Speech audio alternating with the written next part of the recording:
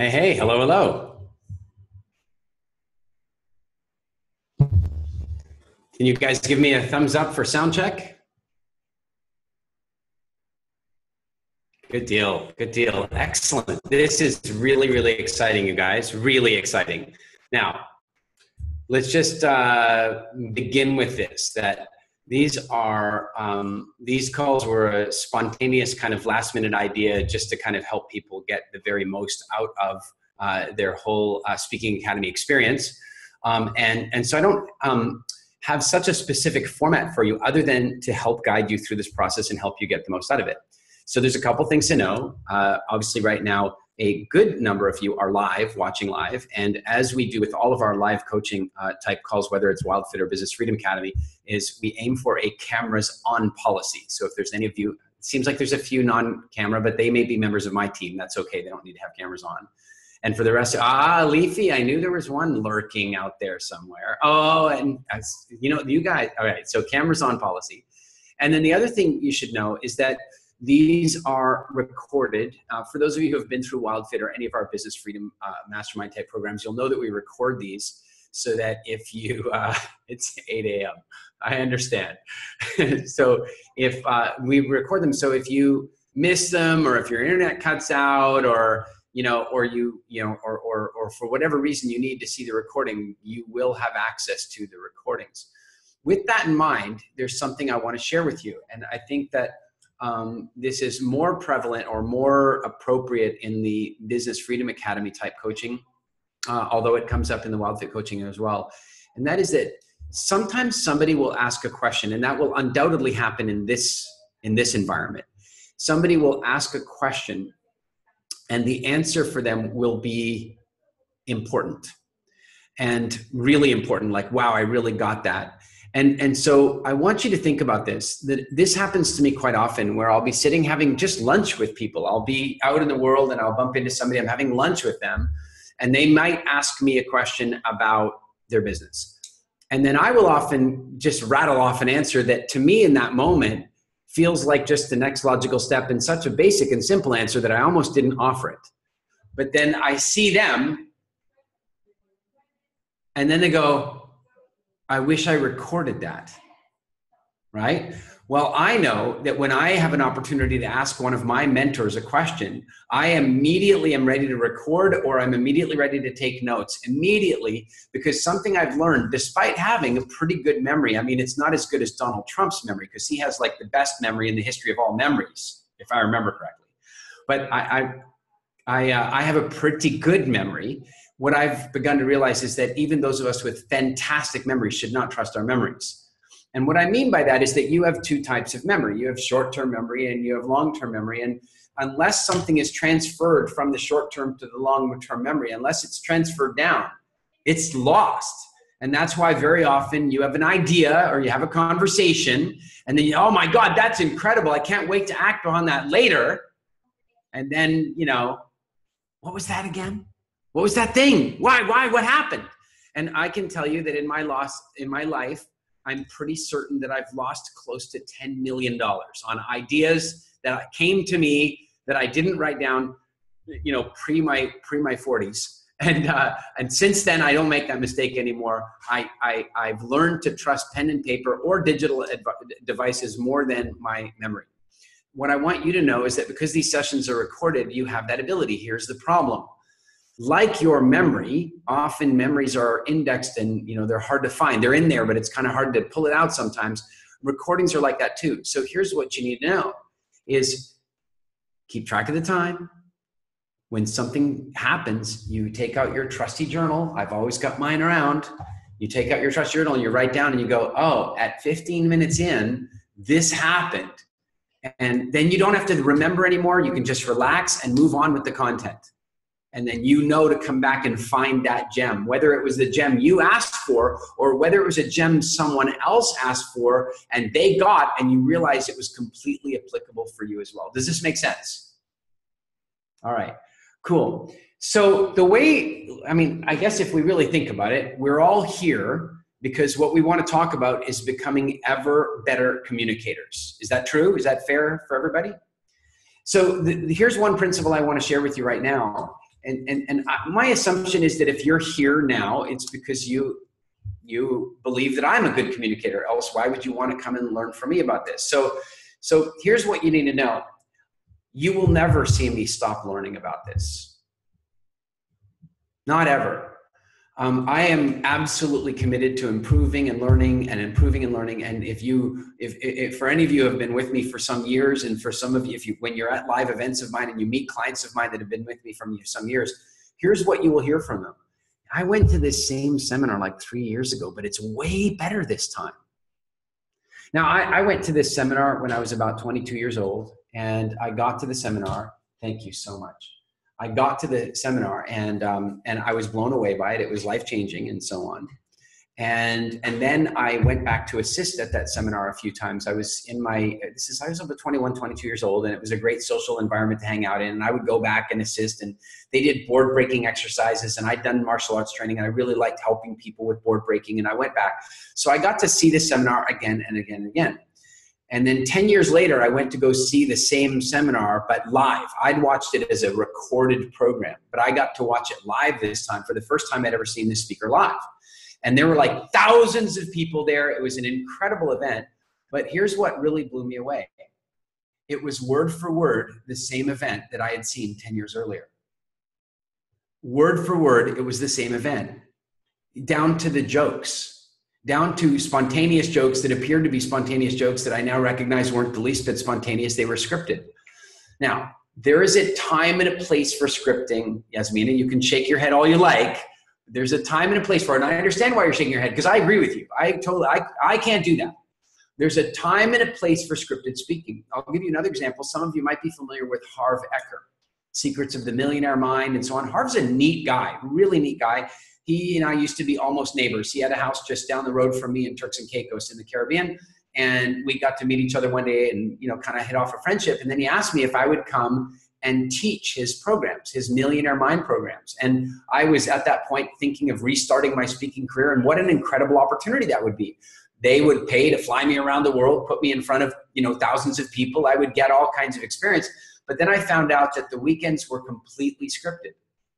And that wouldn't work for me. It works for him, and it works for his organization. And it's an incredibly smart business model, because once you've found the ideal way of selling something, once you've found the ideal way of teaching something, why not keep doing the ideal thing? And so he created a formulaic response, which is why many people, including friends of mine like Marcus de Maria and Mac Attram, can go out and teach his weekends, and Harv doesn't have to be there. Whereas somebody like Tony Robbins, on the other hand, nobody else can teach his program. Can't be done. It's just not his business model. There are advantages to one or the other, but what I want to address is that scripting does have a purpose. But separate from that conversation on scripting, what I want to talk about is your development as a speaker. And so what you'll find is, if you go to one of my seminars 1 year and you go to that same exact seminar 2 years later, or even 6 months later, you will find that it is dramatically different. And the reason that it's dramatically different is that I am constantly collecting feedback, and feedback about my presentation style, feedback about the stories, feedback about the content, feedback about the logistics, and saying, how can we make this even better? One of the most shocking lessons I got about this came from one day about 4 years ago. I decided to record a training program about public speaking, because so many of my clients were asking for it, and I didn't have more time in my calendar to run more events. So I thought, well, I'll just go record a free training program, and I put it online. And I just put it online completely for free. I mean, sure, it could act as an upsell vehicle for a live event, but those events were selling out anyway. We really, I don't really believe in altruism, but this was about as close to altruism as you get. We just went into the studio, recorded this thing, and put it online. Then we emailed my database. I emailed every single person personally. I emailed, it was from me. It wasn't, some copywriter. I wrote it, and it said this. It said, Dear Michelle, or Dear Leafy and Melanie, or Dear Lucas, or Dear Valerie, or whoever. It was personal, and it said, I've just recorded this wonderful program on public speaking and communication, which can help you if you're a parent, a business owner, a politician, running a charity, and I just want to give it to you. It's totally for free. I got so many replies from people, most of which were just grateful and happy and thankful and all that kind of stuff. I don't do it for that, but they don't hurt. But what blew me away was I got several emails that went like this. Thanks anyway, Eric. I'm already a professional speaker, so I don't need your training program. And all I wanted to do, I didn't do it. The old Eric would have done it. There was an Eric that would have done this in the past, right? The less spiritually evolved Eric, right? This is what Eric wanted to do. Oh, you don't need the training because you're already a professional speaker. That's probably why I've never heard of you. That's all I wanted to say, because I'd never heard of them. I'm looking at their name. I've never heard of them. Now, I'm not saying that to be a speaker, you have to be famous and recognized around the world. But what I'm thinking is that if you have an important message, if you want to have an impact, then if you're famous and you're recognized around the world, it probably suggests you're doing okay. And these people were telling me I'm already a professional. And I was like, wow, that's why they're never going to progress. And so one of the things I want to let you know is that if I can inspire you to do anything, if I can inspire you to do anything over our time together here or at the live event, if I can inspire you to do anything, it is to continue your professional development forever. You know, and I will tell you something. Whatever you believe, this is great. Whatever you believe the Speaking Academy can do for you, it will do more. I say that without reservation, more than any other of our programs. And I know some of you have come to us because WildFit worked some magic in your food relationships. Some of you came to us because you learned marketing and you're like, wow, that was really incredible. You came from different avenues to arrive at this place with me right now. But I can tell you, of all of our programs, nothing, I have goosebumps as I'm saying this to you, you can see them, nothing is more powerful than that, you know, of our programs than the Speaking Academy. Whatever you think is possible for you there, it more is. And even with that said, I just want that to be the instigator, no matter how much you achieve as a result of that, no matter how much you change, no matter how much you improve your communication skill, I want that to be the beginning of your professional development. So what does that mean? Well, if you want to get a head start on all the people that are going to be at that program, whichever one it is that I know some of you are going to Calgary. How many of you are going to Calgary? And how many are going to one other than Calgary? I think most of you are Calgary. A couple are going to Oslo and maybe some to Estonia. Okay. So here's the thing. If you want to get a little bit of a head start on the people that are going to be there, that's what these calls are going to be about, right? And so I'm going to give you some advice. You do not have to follow any of this. You don't. Here's the first one though. If you are not already a member of Toastmasters, I really want to suggest that you go. It's not expensive. It's a community thing. It's not a big deal. But Toastmasters, for those of you, is anybody already a member of Toastmasters? Nobody. Okay, I should clearly go and negotiate an affiliate commission with them, but I didn't. No, I'm kidding. It's very inexpensive. There wouldn't really be any commission anyway. But here's the thing. Toastmasters is basically a speaking club. And they exist all around the world. And I'd be very surprised if you can't find one near you. You know, the worst case I'd say is some of you might have to drive an hour to get one. And even then it's, you know, generally if you live in a moderately sized city, you should be able to find one. And if you can't find one, then look for generic speaking clubs because there's other spin-offs or other types of speaking clubs. Ultimately what they are is an opportunity for you to practice, which is advice number 2. So advice number 1 is to join Toastmasters. And then advice number 2 is to practice whenever possible. Like any other skill, what happens with professional speaking, with public speaking, with presentation style is that practice becomes absolutely key. I was just in a meeting this morning preparing for our new WildFest conference, and we were meeting with a local organizer who can help us with some really cool events and some of the cool activities that we're doing. And then we were talking about speaking, about public speaking. And I said, you know, what's interesting is I'm about to go on tour. I leave tomorrow, or I leave the day after tomorrow. And the day after tomorrow, I go to Phoenix, San Diego, Los Angeles, Honolulu.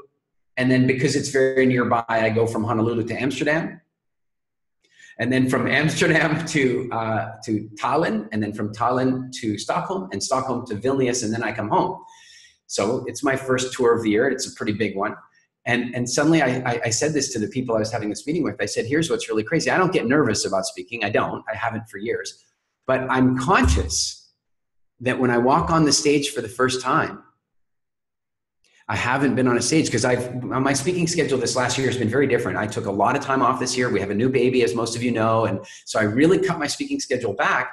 And so when I walk onto that stage, I will not have been on a stage for like 2 months and I will be rusty. Now, my rusty is clearly very different than other people's polished, right? I've been at this a long time, but I'll feel it. The audience probably won't, but I will. And I know that the way to overcome that is through practice. And so there's lots of different ways you can practice. One of them is through something like Toastmasters or a speaking club. The other one is noticing that there are organizations like Lions Club and Rotary Club where they actually are very open to have people come in and do presentations. There are also retirement homes. And guys, you know, I don't think people do this one enough. They don't. And I want you to think about this. I really want you to consider for a minute what it must be like to be in a retirement home with the same schedule of events happening every single week. And I want you to consider, you know, how that must be. I don't even, like, first of all, if I can inspire you to do one thing outside of speaking, I would inspire you to develop an economic life that is so powerful that you would never need to be in a retirement home. Or if you were in a retirement home, it was a retirement home that was so unbelievably amazing, you know, but that's not how it is for most people. So can you imagine, you go on a trip, you go on a safari in Africa and you take some beautiful pictures and you come back. Couldn't you go to a local retirement home and give a nice presentation about your trip and share your experience so they can live vicariously through yours? Do you think that might be nice for them? Yes. And it's practice. And it's practice in the most unbelievably safe environment in the world. They didn't pay you to be there. They're not expecting anything. And so advice number 1, join Toastmasters or Speaking Club. Advice number 2 is get practice. Advice number 3, watch YouTube videos, only not cats.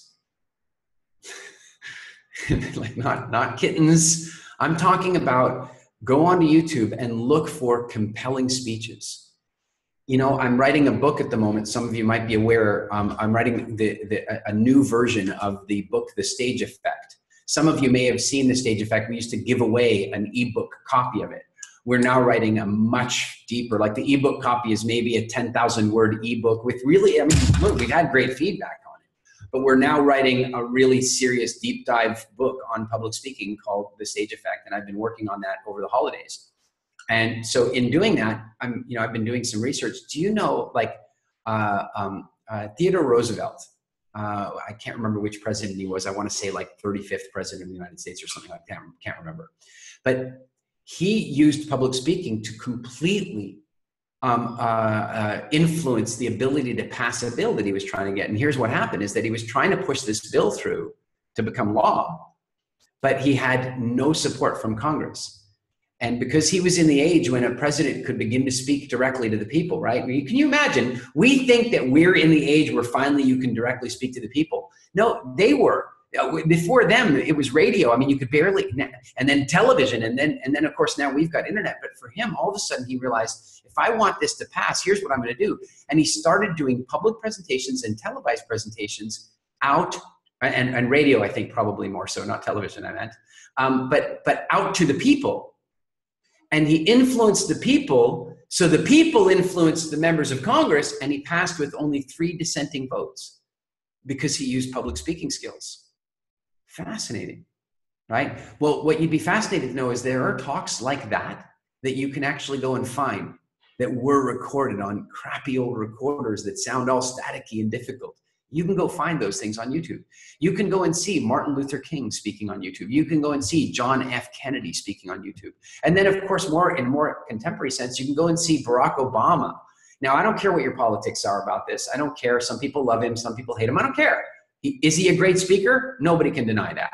Same with Bill Clinton. I don't care what you think about the Democrats or Bill Clinton or Hillary and that kind of stuff. Bill is an incredible orator. He's a fantastic speaker, and he's got speeches that you can go and watch online. And then you've got comedians. You've got comedians you can go and see. You should watch comedians. You should go and take a look at the way Robin Williams used to be able to control a room, or the way Jim Carrey would improvise things. You go and learn from their TED Talks. Guys, TED Talks. There are so many. One of my favorite TED Talks, I used to send it out by email to clients of mine that were, I maybe see if I can find it and send it to you. But it's a fabulous talk about the 5 ways to give the most compelling presentations. Only the presentation is terrible. It's hilarious. It's complete. It's like whenever I watch it, I feel like it's like being in a car with a driving instructor. It's like, now, one thing you got to do is always keep your eye on the road. You got to keep your eye on the road. You crash. I mean, it was just hilarious, but that in itself is funny, and it teaches you things. So advice number 1, join a speaking club or go to Toastmasters. Advice number 2, get as much practice as possible. And advice number 3 is consume content. Consume content because it's going to help you become a better communicator. And then the added bonus of all that, the added bonus of consuming the content is if you put good things in, good things come out. So listen to Tim Ferriss's podcast, listen to Tony Robbins' podcast, watch their videos, go and see this. If you do that, not only are you going to be learning strategies for being a really great speaker and a really great communicator, but also you're probably also going to accidentally ingest a bunch of really good content. And that good content is going to help you to live a more fulfilled life. All right. So now that was advice 1, 2, and 3. Now, advice number 4. Start a story journal. Start a story journal. We will learn in more detail what a story journal is at the live event. We'll go into more detail about that. But for now, in the very simplest sense, it is a journal, and it has on each page, it has a story on it. Now, I want to be clear. I don't want you to write the stories out. Please never write the stories out. Some of you know this from me already. And I'll tell you, the reason you don't write the stories out is that when you write a story, you engage a different kind of memory.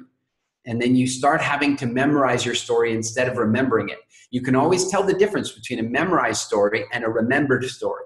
A memorized story sounds antiseptic and rehearsed. A remembered story is associated and warm and full of depth and color and texture.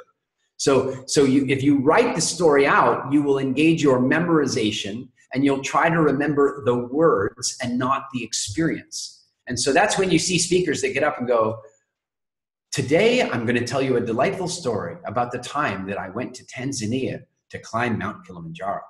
It was a warm and sunny day with wispy clouds sitting on the horizon. Like, no, this is not reading hour, right? This is really depth. So it's when you do your story journal, I think the simplest things to keep in your story journal: a title. Every story that happens to you in life should have a title. So it's easy for you to remember. When my wife and I sit down, sometimes I get invited to do a talk. Like somebody will come up to me and go, Eric, we've had an emergency. Can you just go up on stage right now for 45 minutes? What do I say to that? No problem. No problem. And I go over to my wife and I go, big problem. They want me to go on stage in 45 minutes. What am I going to do? And then she goes, hold your horses.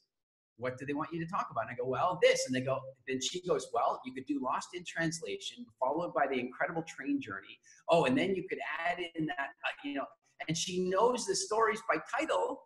And the next thing you know, we're making a map of the stories, right? So a story journal is one of the best assets you can have, because in the end, what ends up happening is that you have it with you. And by the way, at the live event, we're going to talk about how to convert it into a really solid digital platform where you don't need to have a paper journal, but it all starts with a paper journal. And all it is the title, and then bullet points that remind you the key details of the story, not written, but just bullet points written out. Oh, this happened. This is where I was. This was really funny. It was cool when that happened. Oh, remember that guy with the crazy glasses? It's just the details. Bullet it out.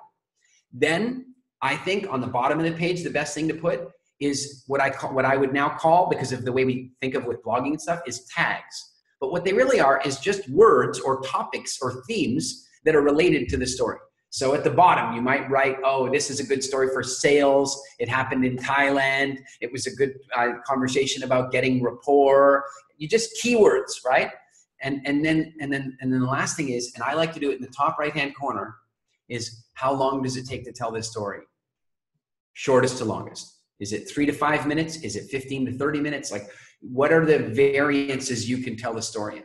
Now, I want you to imagine, and I know probably some of you, you've heard me talk about this before. So some of you, I'm curious, how many of you have started your story journal because you've heard me talk about this before? Awesome. Excellent. I'm glad we went to, again, if you found yourself not raising your hand in that moment, please don't find yourself in that situation again. Let's make sure your hand is raised in the future. So get your journal out, because I'll tell you how magical it is. Somebody asks you to do a talk. You take your journal, you leaf through the bottom, looking for the words that are related to the topic they want you to talk about. You pick out 5 or 6 stories. Then you look at those stories, you look at the time they would take, and you figure out how to put them together, and boom, you're done. You can put together a compelling story in minutes. Some of you know this story already, but I was speaking out at Mind Valley's A-Fest conference for the very, very first time. You'll hear this story from me again and again because it's such a classic example of what we're talking about. I did my first talk, and that night, the organizer, some of you are familiar with Vishen Lakhiani, came up to me and he said, could you do another talk on the final day tomorrow? And I'm like, okay. In my head, I'm going, I got nothing prepared. And then I said, well, what would you like me to talk about? And he says, anything you want. And I'm like, wow, okay. So first of all, that's pretty cool because it's shown I've developed a little credibility over here, right? For him to say anything you want. I mean, even the invite shows that. But then what did I do? I thought, all right, I know what I want to talk about. There's a topic that I've been thinking a lot about and writing a lot about. I want to talk about that, but I don't have a talk prepared. I don't have a talk practiced. Story journal.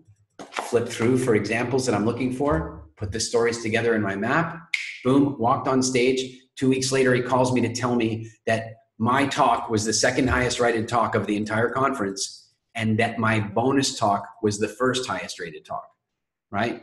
A talk that I'd never had a chance to practice, a talk that I'd never delivered anywhere before, a talk that I simply put together because I have a bank of stories. And so that's what you must start putting together. And what goes in your story journal?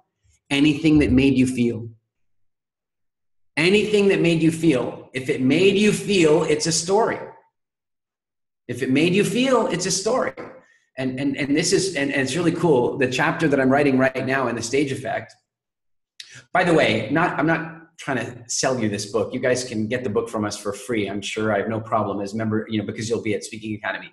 I will tell you that we are testing a book launch format and we launched it on Amazon at a 99-cent price. It won't be 99 cents when it gets published on March 6th. But we put it out there and immediately got it a bestseller stamp by doing this. This was interesting, right? It was interesting in book launch stuff. And so now here I am writing a book that's already for sale on Amazon. That's a weird experience. But the chapter that I'm writing at the moment is I'm talking about the esoteric gain of being a speaker. The esoteric gain. I've already written a chapter on the tangible gains, how you make money from it, the intangible gains, how you indirectly make money from it, how you have influence with it. But now I'm talking about the esoteric gains as a speaker. And I'll tell you that one of the most important esoteric gains as a speaker is this. And you've heard me say this before, most of you, I'm sure, but I really want you to hear it, is when you find yourself in a story, maybe not a very nice one, you start to recognize that you're going to want to use this story as inventory in the future. And you start to begin to realize that there are many things about the story that cannot be changed. The circumstances cannot be changed. The behavior of other people cannot be changed. The amount of money you had in the bank when it happened cannot be changed. These are external things that cannot be changed. In fact, as it turns out, there's only one thing that you can actually change about the story, and that is the hero's journey through the story. And the weirdest thing is that once you become a real story collector, once you recognize that you're a storyteller and you're a story collector, you start finding yourself in a story and going, how do I want this story to end? What should the moral of this story be? But if the moral of this story should be that what doesn't kill you makes you stronger, then I'd better survive it. Then I'd better survive it well. And so the esoteric gain of becoming a really prolific storyteller is unbelievably good. The quality of life boost that it gives you is incredible, because suddenly when something bad is happening, you begin to realize this isn't bad. This is rich content. I get to live this. I get to tell people about it. I get to show them what I learned from it. Oh, shoot. What did I learn from it? Well, I'm about to find out. And it changes your perspective a great deal. All right. So with that, let's talk about how we'll do these calls. These calls, except for this first, whatever it was, minutes, which were mine, the rest of them are yours. And what I mean by that is that the rest of from here on, when I turn it over to you, hold on one second. Did I get the mute button in time? So in a minute, I'm going to turn it over to you guys. And what it's going to become at that point is Mastermind and Q&A. Thank you very much, Leafy. Thank you, Yasmina. What I'm going to do is I'm going to turn it over to you guys, and it's going to become really largely Q&A and sharing of stuff. So I'll start the call, check in. Has anybody gone out into the world and practiced, and do you have anything you want to share? It'll be an opportunity for you to tell a story. And then you'll have an opportunity to ask questions. So it's mostly going to be you guys directing the content from here on out. It's you directing the content. I will respond. I'm not doing a ton of preparation, and my preparation is going into our live 5 days together. I will prepare incredibly for that. What I'm going to be doing here is facilitating for you, and you're going to be the directors of this. So a couple things you can do to make that better. One in particular, is it possible that between now and our next call together, that stuff happens that you have a question about? Could that happen? But you'll remember the question, right? No, you won't. And so what you're going to do is you are going to write it down and bring it to the call. Maybe in your story journal, maybe at the back of your story journal, have a bunch of questions for the team, mastermind questions. And so you suddenly go, oh, I was at this event and this funny thing happened. I don't know what to do in that situation. Question, here's the question. And then you have two choices. You can save the question until our next live call, or Kelsey, is there a Facebook group already for BFSA? So you guys can post the question in there. And I might not even be the one to answer it. You might be. You might be the one to answer it, because that's going to be one of the other super important things you guys get from this. You know, I am right now working with 8 unbelievably powerful women that did our Speaking Academy program. And I'm working with them because the 8 of them got together and formed a mastermind where they're now hosting an event somewhere in Europe together. I mean, it's the coolest thing ever.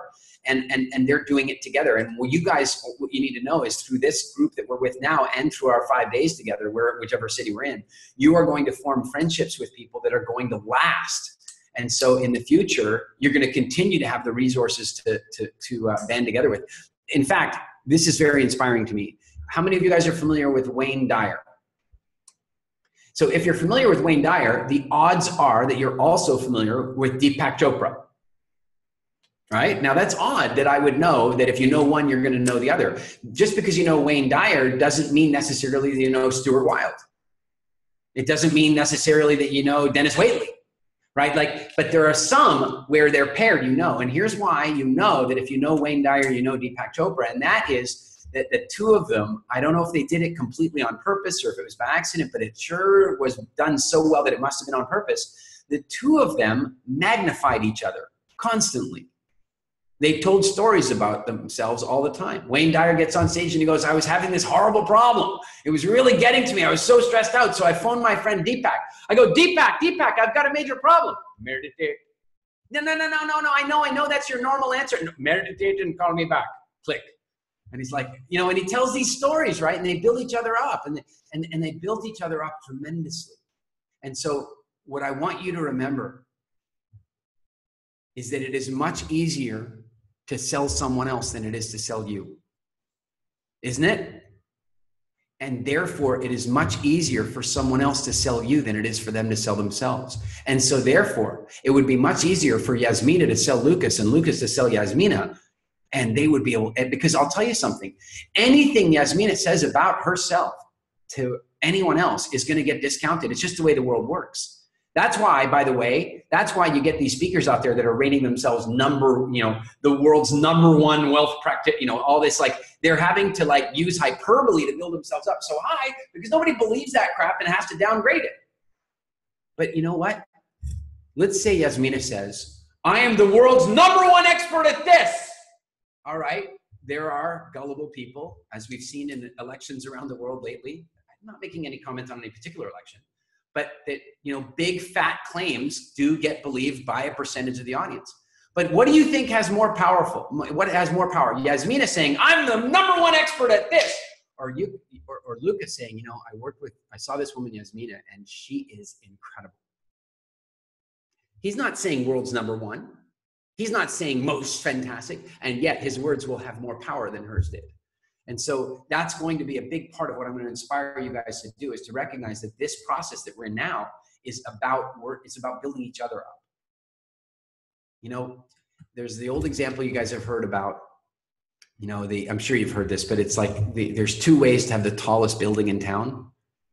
Do you know this? The one way is to lay an incredible foundation. It's to lay an incredible foundation and then build the biggest building. The other way is to just tear down the other buildings. And frankly, haven't we seen a lot of that in today's world? I joke about Donald Trump, and I'm going to say something incredibly unpopular. There are some things that he's done that have actually been genius and actually are necessary in America. And I hate it. I don't like admitting it because I don't like him. I don't like him as a person. But luckily for you Republicans that might be mad at me about that, I don't like Hillary either. So I'm safe. But here's what I want to get at, is that we're at a place where our ability to influence the world is extremely strong at the moment.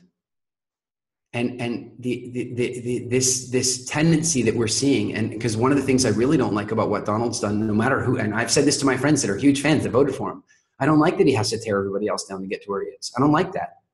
I don't like the nasty name calling. I don't like that. He is in our society what we would consider alpha. In other words, there are children growing up looking up to him as an example at the moment, and that bothers me. And by the way, it would bother me if they looked up to Hillary as well, if they knew her backroom dealings. She's just better up front, right? Now, so please don't take this as I'm on one side or the other. What I'm saying is the tearing the people down method, it does work. But I want to share with you a third method that I think is even better. And that is to not really give a damn whether you have the tallest building in town, but it is to be one of the tallest buildings in a very successful town, full of tall buildings.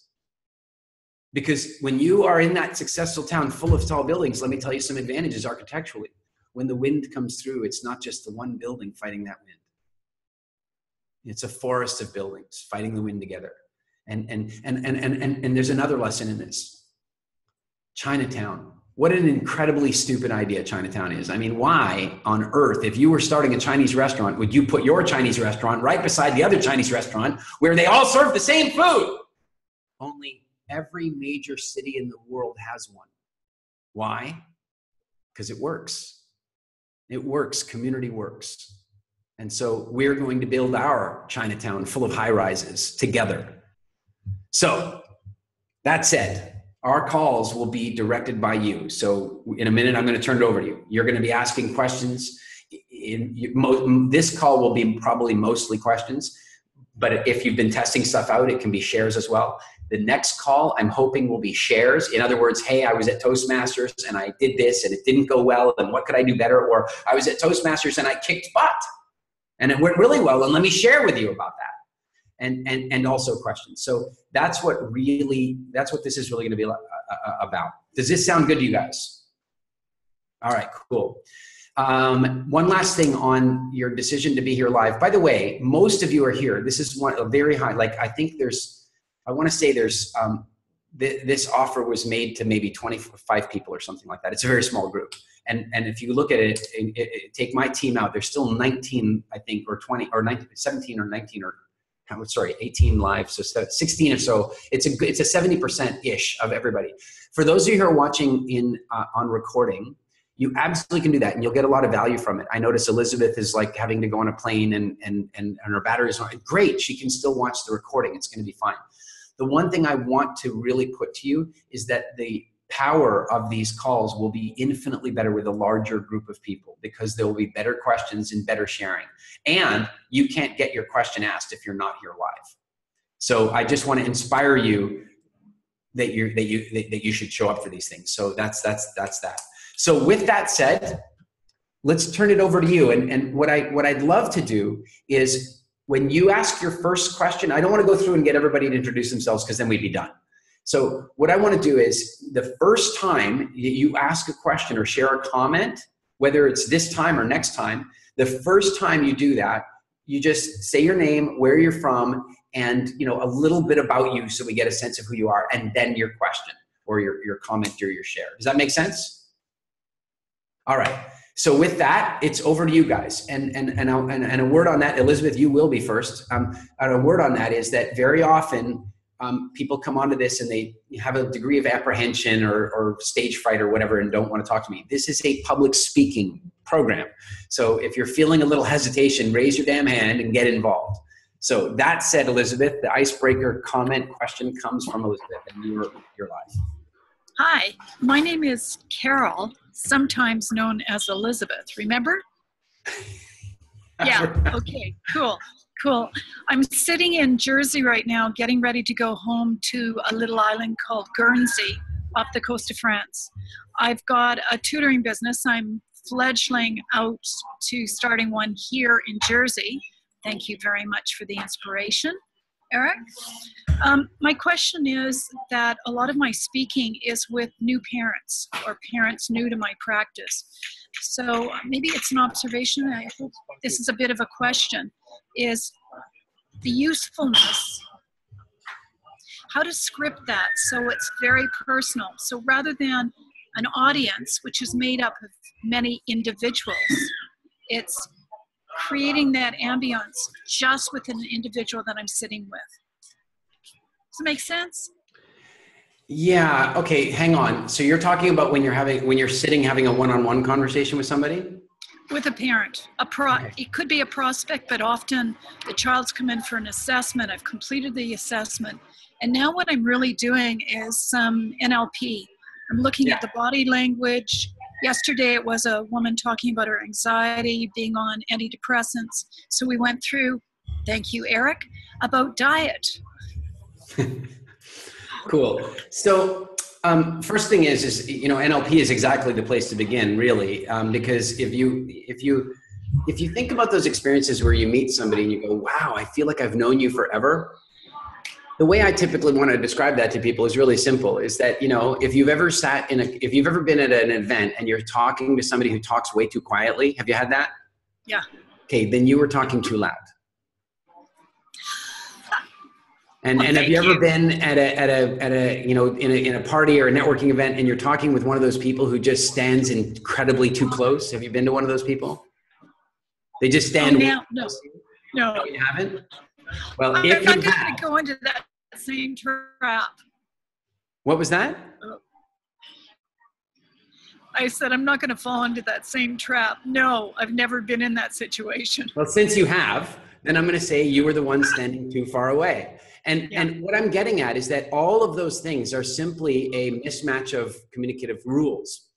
And so when we meet somebody and we feel like we've known them forever, all that's really happened is we've met somebody that speaks roughly at the same speed as us, roughly at the same tone as us, roughly at the same distance from us, roughly at the same volume from us, using similar body language to us, using the same amount of eye contact as us. Because we've all had that conversation with people that do too much or too little eye contact. Every one of us has. Come on. How many of you guys have had that conversation with the person who's just like, but equally, how many of you had this conversation? Oh, yeah. I mean, it is amazing to me. Or how about this one? Oh, yeah, no, that's really interesting. Like we've all had these mismatches of rapport, but the kicker is that where rapport really takes place is when all of that stuff lines up. So if you're sitting one-on-one with people, that's the first place to start, is with that NLP principle of rapport. It's just saying, how can I make these people feel the most comfortable by using their language, by using their tone and that sort of stuff. I think that's really the best place to start. And then the second place to go to with that is, are you also a parent? No. You're not. Okay. So are you an aunt? Well, I have 2 stepsons. So okay. So you're a parent. You know what? Yeah. You're a parent. Now, so what I'm really getting at is that what parents really want, what anybody really wants is stories. They really want anecdotal connection. And so when you're speaking to them, speaking in a way that has a beginning, middle, and an end. Like, one of the examples I use is people go, well, Eric, I can't talk in stories. You'll hear this at the live event. Like, I can't talk in stories because I have to present numbers to the board. I'm like, there is a way to deliver numbers to the board like it's a story. Well, you know what? If you've just completed an assessment on a child and you're now having to deliver that to the parents, there is a way to deliver that so that it's a story. There's a way to deliver that, especially, by the way, if the assessment is giving them information that maybe they might find hard to hear, which I'm sure you have to do from time to time, then there's a way of letting them down easily with the story where, you know, for example, you could like, if it were me and I was having to report to some, you know, parents about, you know, a finding that might be uncomfortable for them to hear, then what I might do is go, now listen, when we do these assessments, obviously, you know, we have a situation where parents perceive some of the information as good or bad news. And I want you to know, I don't see any of the news that I ever deliver as good or bad. I just deliver it as what we were going to be working with. For example, there was this one child, and we did this evaluation, and the child was overacting quite a lot, and we found some difficulties in this area. And of course, you know, then we have to put a label on it, and the label ended up being ADHD. But I want to tell you something, that once we identified that, we found ourselves in a situation where by making some alterations on food and by changing a little bit about the communication dynamics and the way we handle the tutoring, that child's like super functional today. In fact, I just heard that this child was accepted into so-and-so school. You know, like obviously that story has to be true, but by delivering it as a story, it comes out with some hope rather than doing it the way a doctor would do it. Because what would the doctor do? Yeah, the assessment's complete. Your kid's ADHD. Are you with me? Yeah, yeah. Does that answer your question? Yeah, it's a good spin on it. Thank you. Thanks so much. Good deal. I'm really glad you're here. Enjoy your flight. Thank you. All right, who's up? All right, if I have to do stage fright interventions on live Zoom calls, we're going to have a serious problem. All right, Mike, you're up. Hi, Eric. How you doing? So for those who don't know me, I'm Mike. I'm based just outside of London, and I'm going on the Business Freedom course, and I'm going to Stockholm, and I'm going to Oslo. So, and I run a company providing highly customized think tank events for investment banks and investment management firms. So, well, actually, I'd like a trade-off. I've got a question for you, Eric, but I'd like to share a story for you. Sure. To start with, because I just think it's funny. My wife, Dominique, and I think you know Dominique from one of the Wild Fit courses that she went on. And at the end of November, it was 6 years since we had our very first date. And wedding anniversary was a month later, but we just decided that our anniversary would be when we had our first date. So I took her to Paris. It was a surprise trip on Eurostar, you know, first class, staying on Avenue George Cinq at the Prince de Galles Hotel. I mean, I did everything perfectly. And we were also pretty inspired because we'd been also listening to your kind of precursor to these videos that you've been making on public speaking. So, you know, like love was in the air. We were just off the Champs-Elysees, and she just got this new device for her iPhone where you could press a button and the thing is on a gyro and it goes up and it swivels around and it's very high tech and everything. And she decided that she was going to do this thing for all of her friends on Facebook and say that her perfect husband had taken her for this surprise, and it's just because when we met, and isn't it romantic, and da-da-da-da-da. And then she handed it over to me. And I know that when she does this stuff, because she's really beautiful, and I mean, beautiful person in that she just wants to share the joy. But then I am almost getting hate mail from all of her girlfriends, boyfriends, and husbands, because now I'm in trouble because they're saying, why don't you do that? So I just said, well, actually, we're not really staying at the Prince de Galles. I rented it out for a couple of hours and we're staying at this travel lodge on the side of the motorway, you know, so... And then she said, right, okay, well, anyway, bye. And then she goes, so why did you do that? But the film is still running. And then the thing on the tripod drops down because the batteries run out. So now we're looking at the our feet on the Champs-Elysees. And she said, I really can't believe you did that. So that went live on Facebook for the world. Excellent. So we looked at each other and we just laughed and said, hey, this is a story. So I thought that was kind of funny. A lot of our friends saw it, of course. So I thought I'd share that story with you all.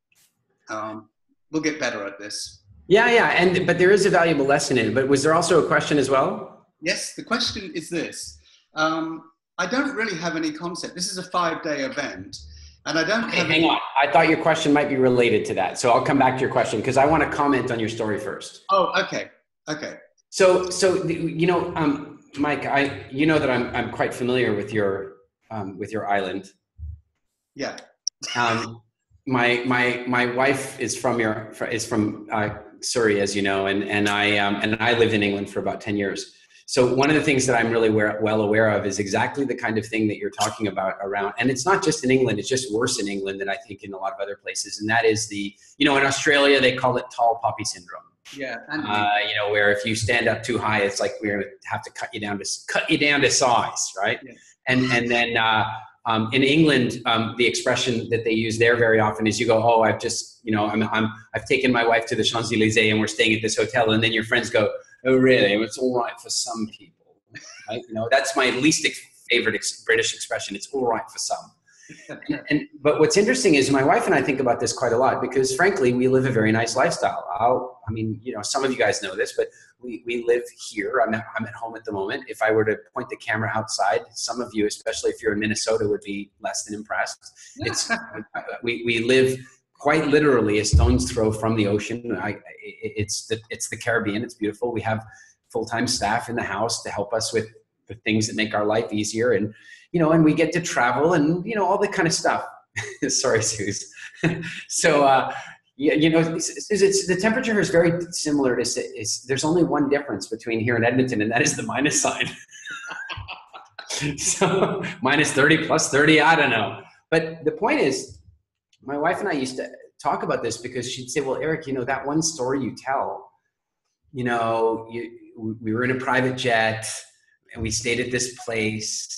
You know what I'm saying, right? Like she goes, don't you think, see Elizabeth, or what used to formerly known as, she'd be like, don't you think it's possible that you might alienate some people with that story, or you might hurt people? And I, this was my response in the end, is that I fully expect that there are some people out there that might prefer that we unionized and that we all agreed to a basic standard of living and didn't push each other to want more. But what I'm also really clear about is that one of the reasons that I get to live the way that I live today is because people shared their stories about their life and showed me what was possible. And I am very, very well aware of that my very first girlfriend went to go work for a family, and they were wealthy. And when I say wealthy, I mean, okay, I've been on a private jet. They own 2 private jets, that's another level of wealth, right? I do not own a private jet. But back then I certainly didn't. I didn't even own a car.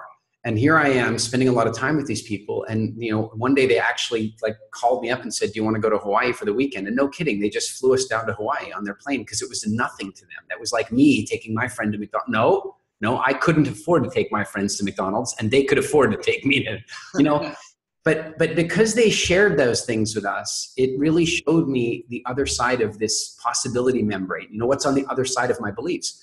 And so what I want to suggest, Mike, is that part of you that, and you probably know this, and I don't want to, flog a dead horse here, but that part of you that resists wanting to tell the story because you might get a little bit of hate mail from friends and so on, I want you to think of it this way, that some of them might react in frustration, but some of them might react in inspiration, and that's worth it. It's absolutely worth it because, if one of your male friends says, why are you sharing that story? My wife's going to expect that of me. Then you should be going, yeah. And you should be coming up with ways to do stuff like that for her. But it doesn't have to be about first class on the Eurostar, and it doesn't have to be about a fancy hotel. The reason these things were important to my wife is that they had particular emotional significance to her. In fact, there's other stuff that I've done for her that you could do for a $5, but it has the same emotional significance to her. So if you're tied up in the fact that I spent money, let go of that and realize that what really made it magical for my wife is that I thought about who she was as a person. And that's why it was so incredible to her. As an example, this Christmas, my wife and I don't really do much of that. We kind of tend to rather just celebrate all year. But the joke is that what really is going on is that my wife tells me that we're not going to do it this year, and that I'm actually still supposed to, and I'm aware of this. And so, for example, my poor wife, her birthday is on December 31st. So she was one of those kids who had the combined Christmas, New Year. She hates that. Even when we talked about having Zoe, she's like, we're not having sex this month. It could result in a New Year's baby. We're not doing that. It's like, no way. But here's the thing is that when I sat down and thought about what to do for her, I really gave thought to who she is and what stage she's at. And I ended up doing something that wasn't even particularly expensive. I spent $250. It wasn't a huge amount of money. But I'll tell you what I got for her was that she's a big fan of Abraham Hicks. Do you guys know Abraham Hicks? It's not super my thing. I like, you know, but it's her thing. And if it's her thing, it's my thing, right? And so I took a look at their schedule, and I realized here's the other thing that's going on for my wife at the moment.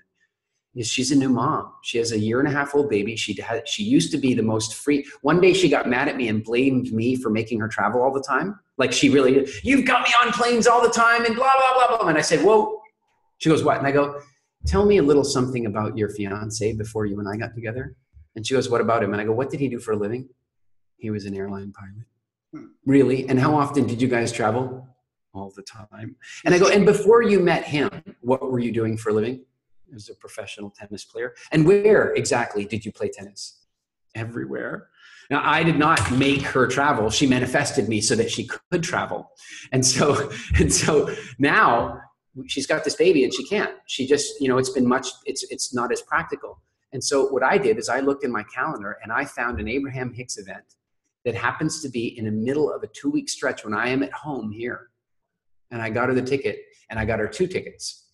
And I said, you have 2 options. One, I will come with you and we will bring someone to take care of Zoe so we can go to the seminar together. But my preferred option is that you use a ticket for one of your friends and I will stay home with Zoe and you will get to go adulting for the weekend.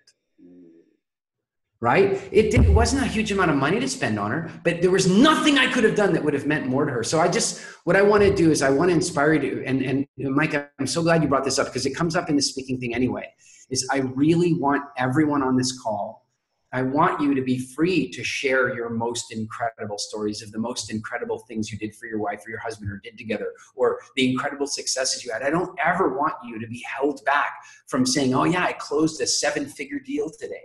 Because the only thing that holds you back from that is this principle. I had a job once and the old school guys told me that I was working too hard and making them look bad and they wanted me to dumb it down. Is that fair? No. And it's the same thing that makes us not want to share our best stories. So Mike, I hope that inspires you. I really want you to feel free to, I want you to inspire your damn friends to do great stuff for their wives. Yeah, I do. I've got to be honest. It was a bit of a comedy sketch. Oh yeah, I totally get that. But you know, the funny thing with comedy, particularly English comedy, yeah, there's always that root of what's really underneath it, playing into those, you know, like, oh, we're staying at the Travelodge, and everybody knows you're not. It drives us to want to make that joke. So it's just an important lesson for all of us. I have to remind myself all the time too. That said, on to your question. Okay, so my question is, I'm really looking forward to Oslo. I'm looking forward to Stockholm as well, but we're talking about public speaking, I have no concept of how this 5 days is going to go. And I know, you know, without kind of giving everything away, we're looking forward to it.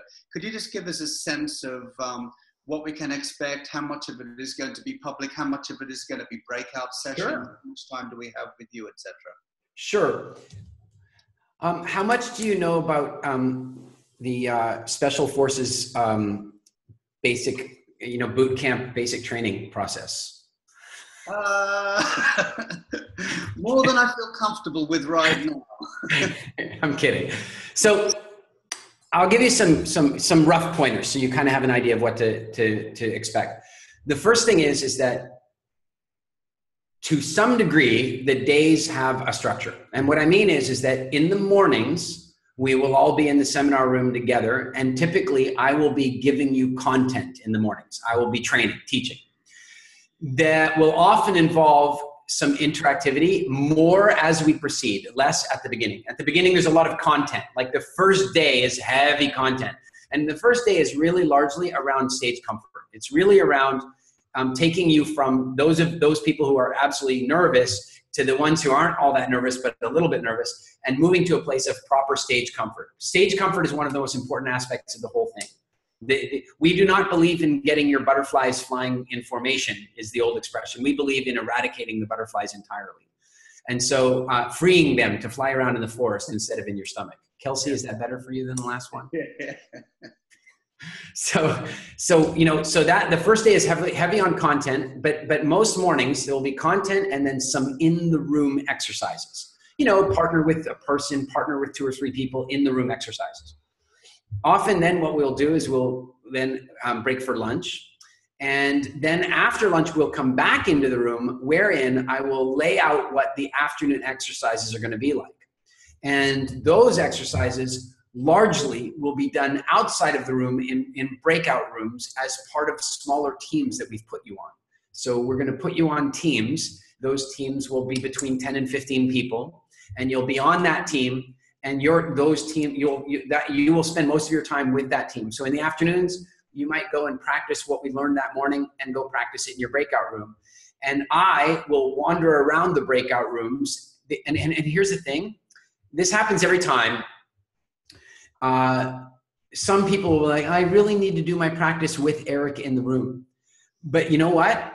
No, because you're going to have to go out and be a speaker without me in the room. But then the other thing is there are other people that actually freak out when I walk in the room. They actually find it harder. So I do want to be in the room for that. So I am moving around randomly, because one of the things you will see, and Mike, for you, you'll see at the Business Freedom Experience as well, at my live events, what I am attempting to do throughout the entire process is duplicate real life as closely as possible. I'm trying to create circumstances that are true to what you will experience out in the real world, so that when you do face them, they're not new to you. One of the best ways to prevent PTSD is by not letting the person get shocked in the first place. This is a real life experience of mine, is that one of my companies developed hyper-realistic trauma simulators for the US Army. We built these like first aid dummies that you practice on, only they were completely realistic, not like the ones most of you would have tried when you did it in school or something. They feel like people. They have skin and hair, and they bleed like people. But the point is to have the medics train with something so realistic so that one day when they had to deal with that same injury in the field, their brain wouldn't melt down. Right? I'm just going to do the same thing for you. It's just like PTSD inoculation. So what that means is you'll be in your room and you will have a leader in your room with you. We will have leaders that have done the program before. Some of you will come back and be leaders for us, and that's fantastic. And so you will have leaders that will be in the room with you to make sure the process is adhered to and to provide some coaching. And then I will float between the rooms and kind of help you out. Then there will be dinner. And then after dinner, we'll all gather back in the same room again, and we'll do a little bit of Q&A, and then practice will begin. Practice is different than breakout rooms because practice is self-directed. You will choose what you're practicing. And sometimes you will choose to practice where one of you stands in front of all 15 of your people on your team, or 10 or whatever it is. And sometimes you'll choose to practice in groups of 3. You as a team will figure out your practice. Here's the shocking bit that we only tell you after the cancellation period is over. Some teams will practice until 1 o'clock in the morning. Some of the teams will practice deep into the morning, and you're not required to do that by any stretch. But remember that what we're trying to do is duplicate real life as closely as possible. And so we're playing the speaking idol game throughout the whole thing. So there is a chance that you will be a finalist and have an opportunity to present on camera and win prizes and all that kind of stuff. So people take it pretty seriously. And so you'll find the teams will often practice quite late. So that's the basic format. Every single day, this is key, every single day, whenever we start sessions, pretty much every time, we will start with Q&A. So every time I will sit in the chair and it will be over to you to ask questions. And some of the Q&A will be about what we learned right then. Some of it will be stuff that we're not even planning to cover, and you will bring up stuff that you need to hear. I want you to be very clear. If you come to the end of the Speaking Academy program and go, well, there's this one thing I didn't get that I really hope to get, it was your fault because you didn't ask, right? Like, we provide Q&A to make sure that you get everything that you need out of the program. So that is okay. So that's the basic structure. I see. Yasmina, I don't know. I know that at some of the venues, like at Oslo, there will definitely be alkagizers because I know the facility there very well. Let me answer your question a different way. There will be alkagizers for me at all of the events. Whether the team is capable of getting the hotel to do that for everybody and bear the cost of it, because it's like you can imagine in Oslo, the cost of a green smoothie alkagizer, it's a big deal. We negotiated a deal with that venue to include Wild Fit food and so on in the way we did that. So when for those of you who are going to Oslo, you probably already know this, but your accommodation includes your food, and we negotiated it that way already. So whether there'll be alkagizers in Calgary, I don't know. I imagine so. And maybe what we do is if there's enough Wild Fit people on the event, we can band together and do it as a communal thing. In other words, somebody brings a Vitamix, somebody organizes a Whole Foods visit. Is there Whole Foods in Calgary? Something similar. And off we go and we make it happen. So one way or the other, we can make it happen. Patricia, it's likely in Tallinn as well, because we have quite a bit. We've done the Speaking Academy in Tallinn a number of times. Plus, the Speaking Academy that's happening in Tallinn is actually being produced by Mind Valley, and Mind Valley is our Wild Fit publisher, and most of their employees are major Wild Fit fans. So the likelihood is very strong that we'll have it there. I don't know the event venue in Calgary, Kelsey, or sorry, not Kelsey, Michelle. Apparently they're locking the venue down now, so they don't have it yet. All right, I think I got to all the written questions. Okay, cool. Suze, you're up.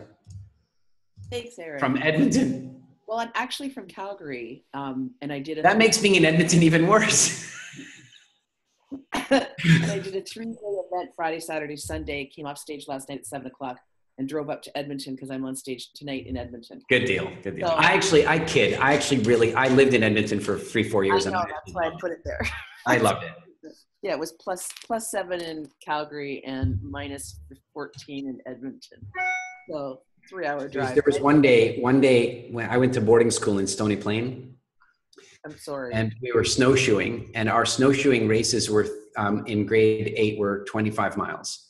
And we were out snowshoeing, and the team captain came in, or the brigade leader came in and said that they were taking I was in grade 9. They took the junior teams off the roads because it had become dangerously cold for them. So if you're 13, it was dangerously cold. If you were 14, it was okay.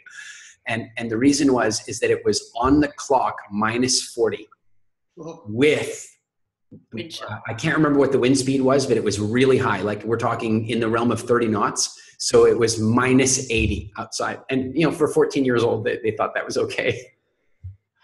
Anyway. I grew up a bit in Athabasca, which is 100 miles north of Edmonton. Yeah. And they closed the schools because the pipes in the schools froze, the heating pipes, over the Christmas holiday. So yeah, we're tough up here. Anyway, and so my voice is a little huskier and a little more Audrey Hepburn than usual. But what I wanted to share was I've been a professional speaker forever. I taught junior high forever, and it's a great training ground to go teach grade 8 boys. Toughest audience. You get really good at it, yeah. And so it's funny because so many people said to me, "Why are you taking a speaking academy? Like you're like one of the best presenters that And so I really appreciated what you said about I'm polishing my brilliance. Because I say I'm brilliant, I'm polishing my brilliance. Why would I go and learn basketball when I've got something I'm really good at that I want to just get better and better? Yeah. So thank you for that. I really appreciated that. I have a quick story and then a question. And my quick story is that, yes, I'm a really great speaker. Yes, I have an educational background. My name is Suze Casey. I'm from Calgary. I own a company called Learn It, Live It Transformational Seminars. I developed a technique called belief repatterning, which is the how-to go-to to switch your thought process. So everybody says you should think positively. I have developed a 7-step process that you can move your mind over. I'm a Hay House author and knew Wayne Dyer personally because he's also a Hay House author. I was awarded a radio show with Hay House as part of the publishing deal for 1 month.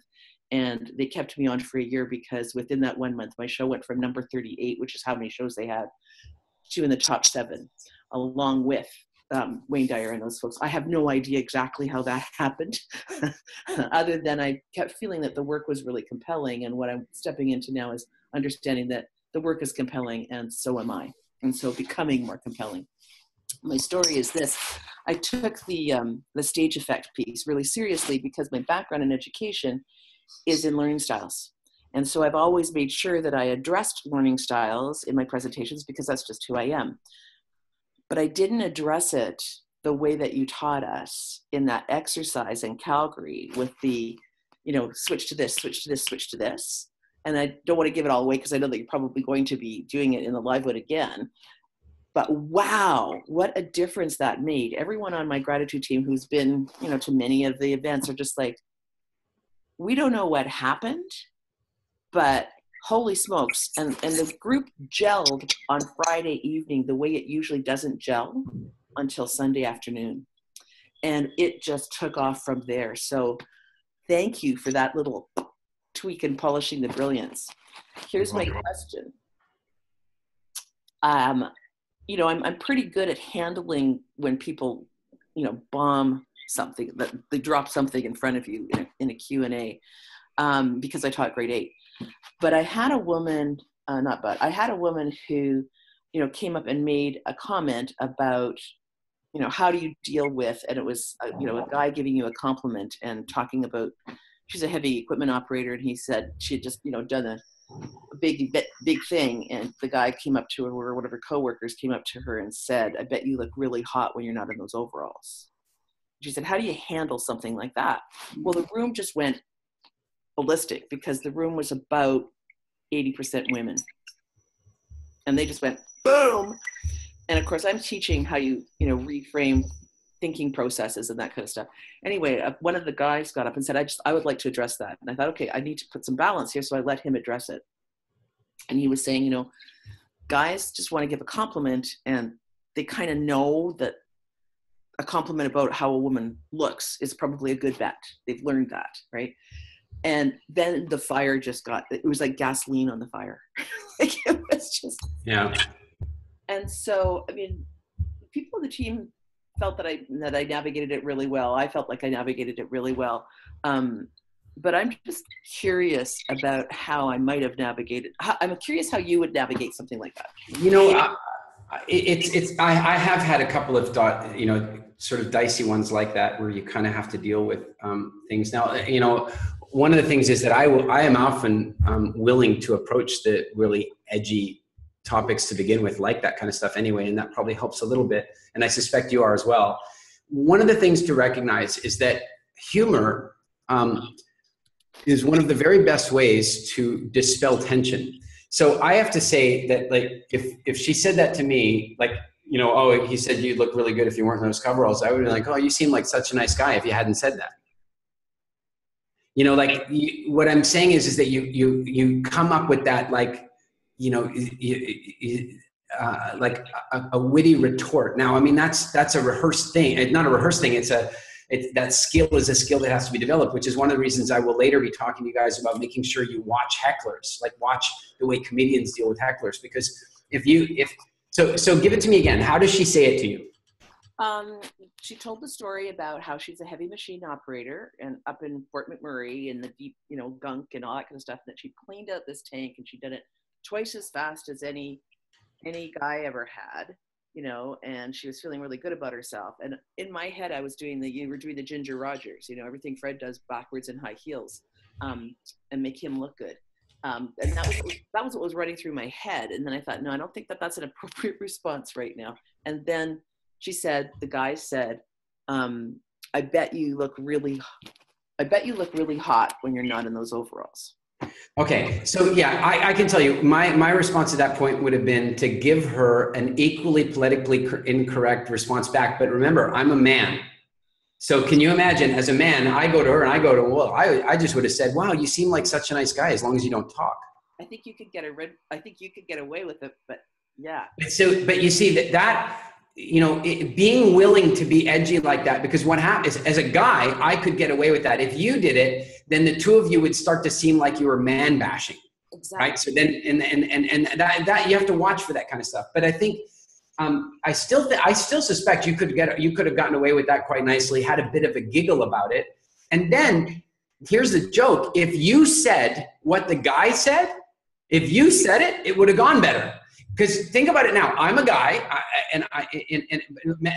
imagine I'm you, and you go, listen, I'm kidding. I'm sure he probably is really a nice guy. The problem is that culturally, the way he's grown up is that to praise a woman is best to praise her on her appearance, where men like to be praised on what they do. And, you know, unfortunately, in a misguided way, he probably got taught the wrong way to do it. Doesn't make his behavior okay, but maybe if you understand why he does it a little, you know, like, but you explaining that would have been politically less charged than some guy mansplaining it, right? So I think there's a couple of things to do. The one is, and we will talk more about this also at the live event, and that is learning heckle busting. Learning what to do when somebody tries to steal the attention, or when somebody says something, or when somebody brings up an awkward topic. All of those things are, you're really talking about improvisation and you know, witty retort and all that kind of stuff. Because if you had come back immediately and said, wow, you should have said to him, well, you seem like such a nice guy until you talk, then she would have laughed, other people would have laughed, it would have been funny. You might have annoyed a few of the guys, but I hate to say this, guys are less offended by that stuff than women are. It is what it is. But also, you had more women in the audience, so that's, you know, that's your majority you're playing to at that point.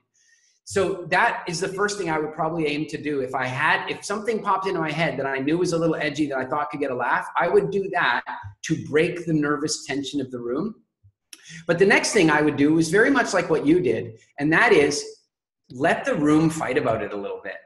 Like, because then it's not you. You see, the trouble is that if you try to defend the guy, or you try to give her, then it starts becoming about you, and it's a negative topic on you. Whereas you did the right thing. Let that guy jump in, let the women turn on him. Then, you know, now you're settling down a general unrest, and you're the person who settled it down. And you know that from teaching, right? You're boom. So I think you handled it really well. The only thing I would have added, and it only would have worked if it popped into your head in the moment, was the witty retort to dispel the tension to begin with. Mm-hmm.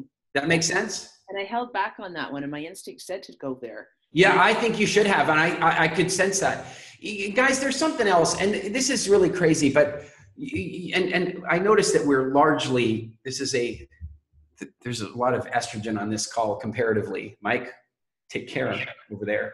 But you know, I want to say that this topic, if you really start to think about it and start to be able to talk both sides of it. I posted something on Facebook the other day that says, the minute you begin to look at the world through your enemy's eyes, you will find that your friends will alienate. The minute a Democrat starts to see sense in some of the thing that Donald's doing, they lose their friends.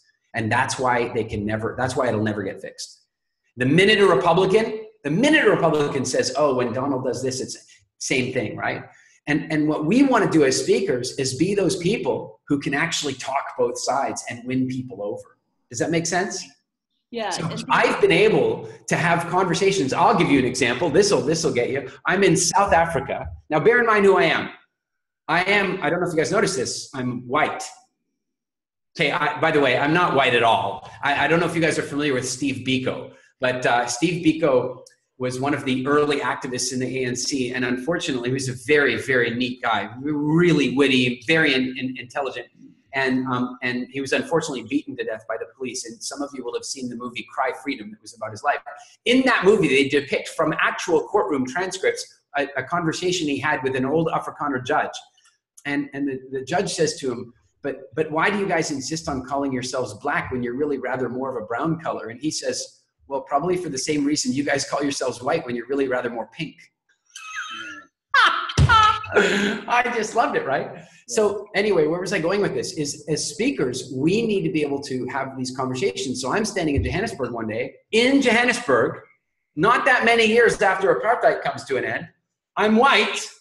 My grandparents were Boers, okay? Like they were original settlers. I am the wrong guy to be talking to, but here's what I said. I said, I really believe that that Nelson Mandela's speech on forgiveness was one of the most important speeches in the history of our planet, and certainly in the history of the African continent. What he may have done is give South Africa a chance, because what we have watched in every other case around Africa is that colonial rule ends and then countries go down the toilet. And that's what happens. I'm not justifying the colonial rule, please understand. What I'm saying is that when you end it too harshly and too abruptly, then the countries fall apart. Zimbabwe, Mozambique, and countless others. And so I said, what I would love for Mandela to do, this is of course before he passed away, I said, what I'd love for him to do is to give one more speech. And I let that hang with some silence. And I said, the speech that I'd love to give him now, I'd love him to give now, is the speech on gratitude.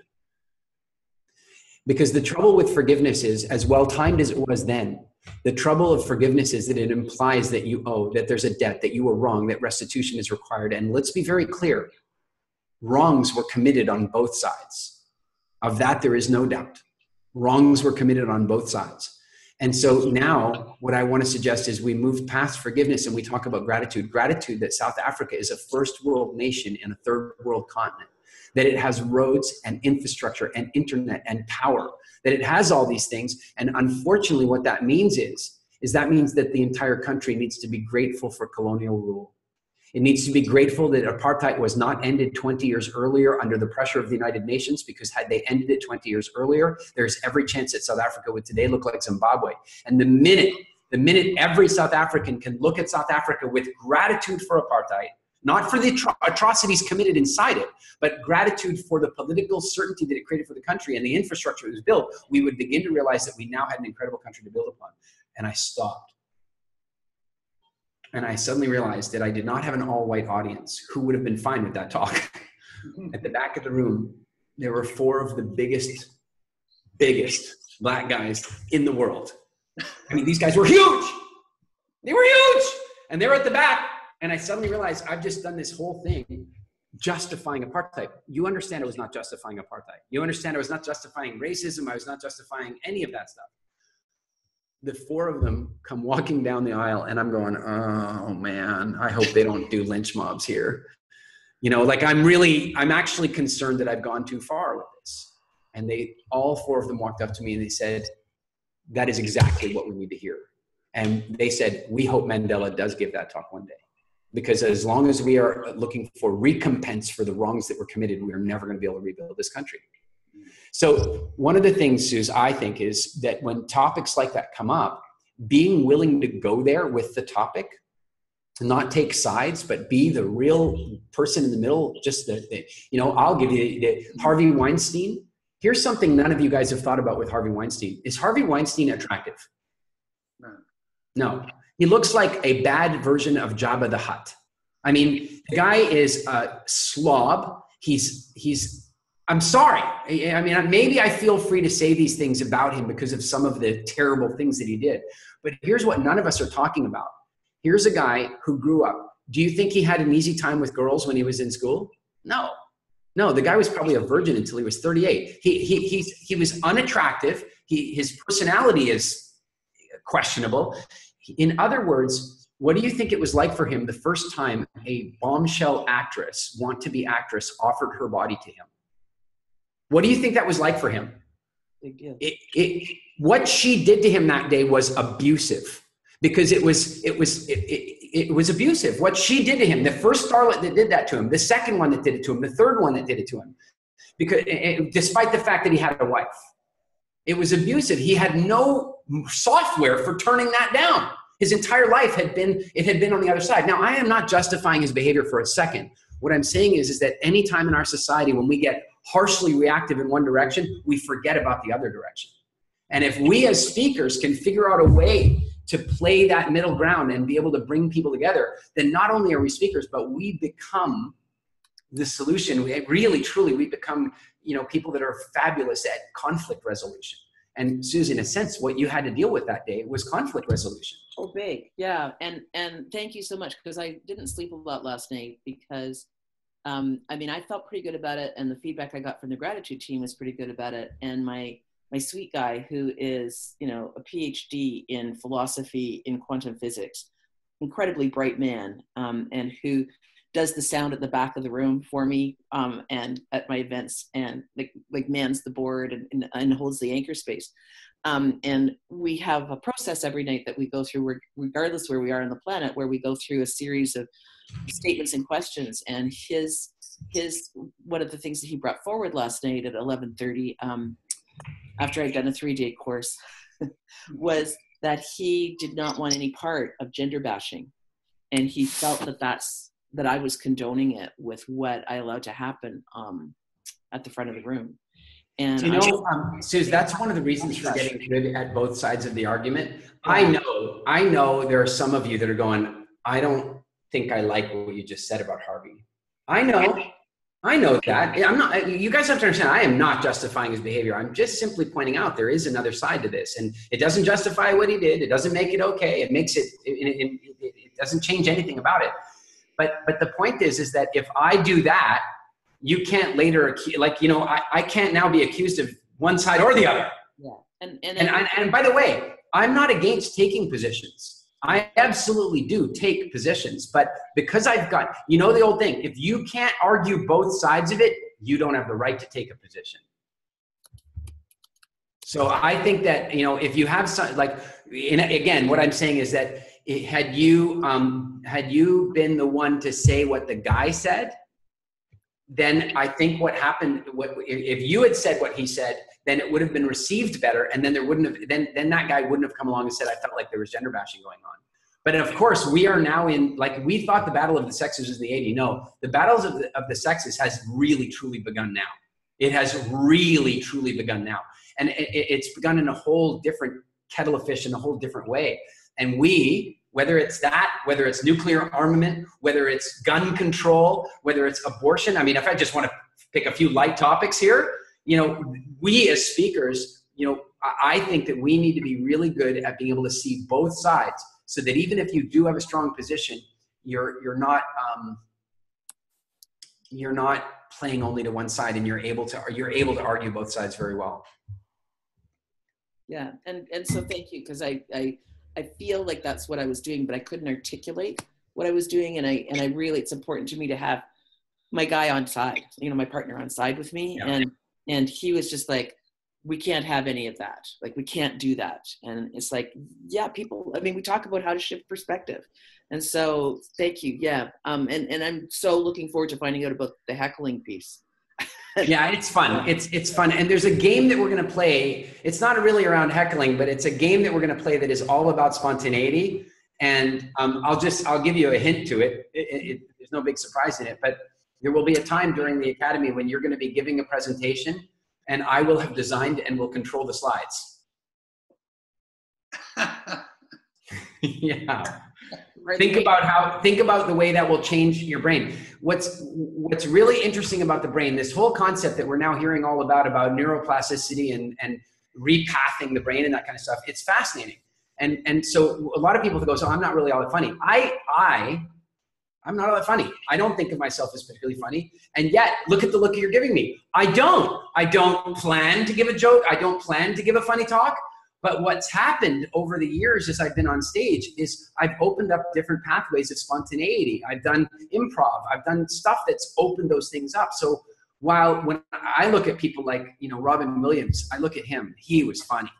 I mean, he was funny. I look at Mike McIntyre. Oh my God, that guy is funny. You know, I think of them as funny. Me, I'm just a guy telling stories. Only guess what? Funny is not something you either are or isn't. It is a skill. And by the way, if you really think about what funny is risk taking. It's saying something that's not so risky as to cause a problem, but risky enough to be funny. And so what is that? Improv, spontaneity, and so on. So when we play that slide exercise, some of you will find that night, you'll find your brain doing funny things because of the way you've had to keep thinking about, how am I going to put that slide in my talk, right? It's going to be fun. Great case study, Suze. That was really interesting. Good stuff. Thank you very much. All right, who else? Suzanne. You're on. Can you hear me? Okay. So I'm trying to figure out how to lay this into the question. So I have been told my whole life, literally, you got to be a speaker. You got to be a speaker. You got to be a speaker. And I don't understand it. Did the doctor say that just after spanking you? You know. That was it. It must be lodged in my subconscious mind, and it just keeps on. Think about it. That's what the doctor's doing. He's smacking you on the bum. Be a speaker. And so I don't get it. Okay, so I'm loud and I can get my point across, but other than that, I don't get it. No, but it continues. So Now I'm going to get into something, but I'm leading somewhere. If I seem off track. Okay, let me just pause you for a minute. I'm going to give you one answer as to why they're doing that, and then you can carry on. There is a concept called a speech engine. And some people have really fast speech engines and some people don't. And it's a skill that can be developed. And a speech engine, you can tell when somebody's got a fast speech engine because their words come out quite quickly. It's easy for them to find their words and they fly. Yeah, and having interacted with you a number of times, I know that you have a really effective speech engine. Words come to you quite easily.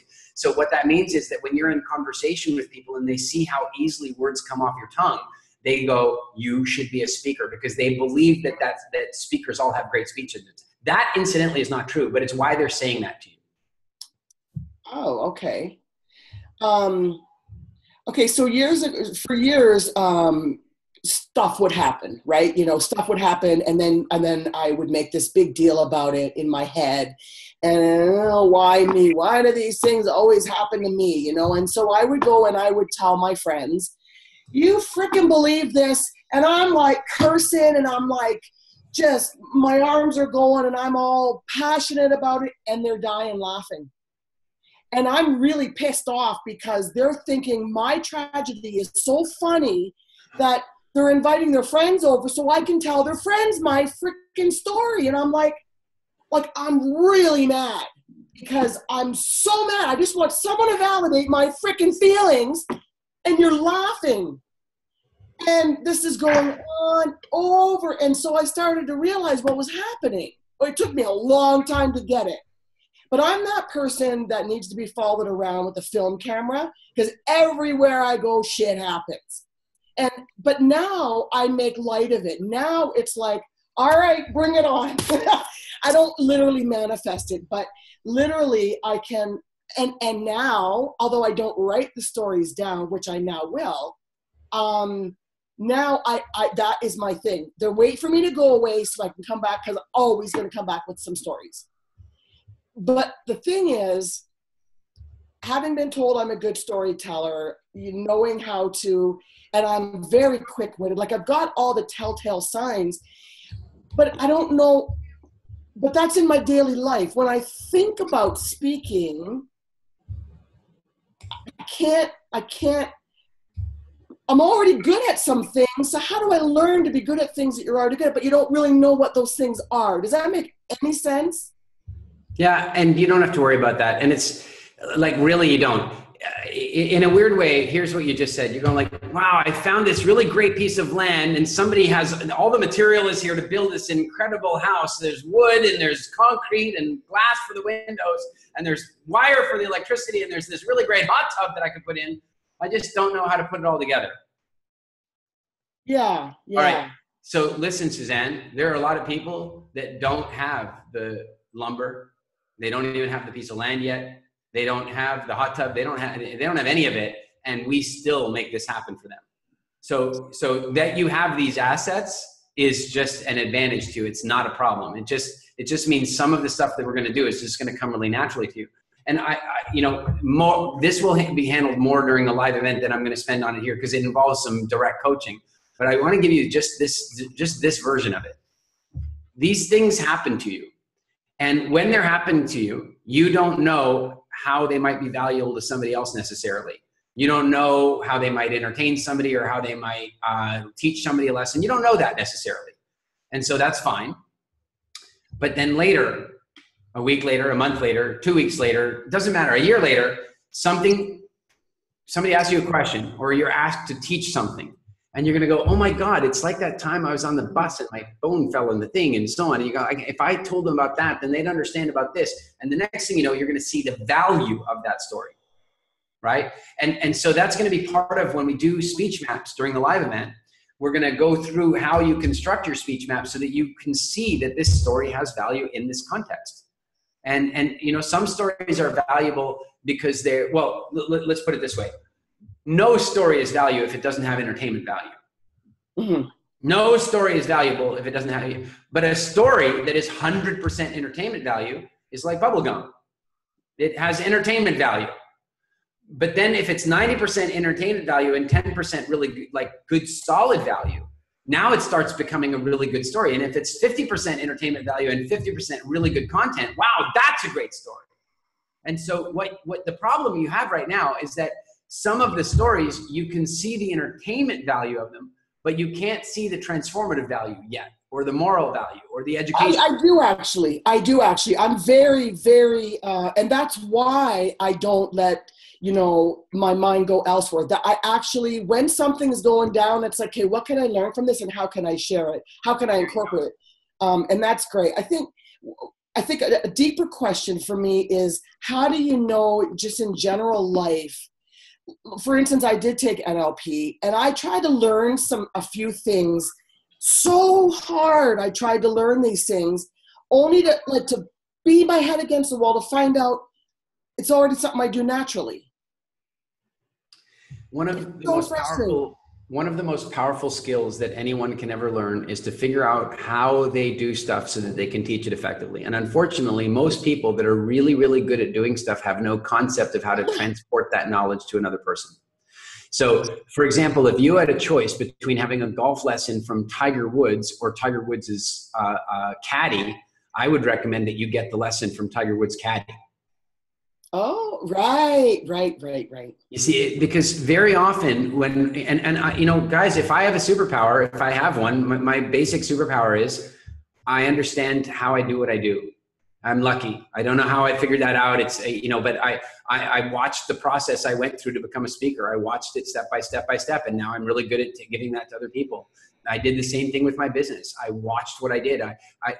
Business freedom to me is not a mystery. I know how to do it. I know not only the mechanics of it, but I also understand the psychology involved in it. And you can go talk to any number of other business people and say, how did you build your business? And they'll go, hard work.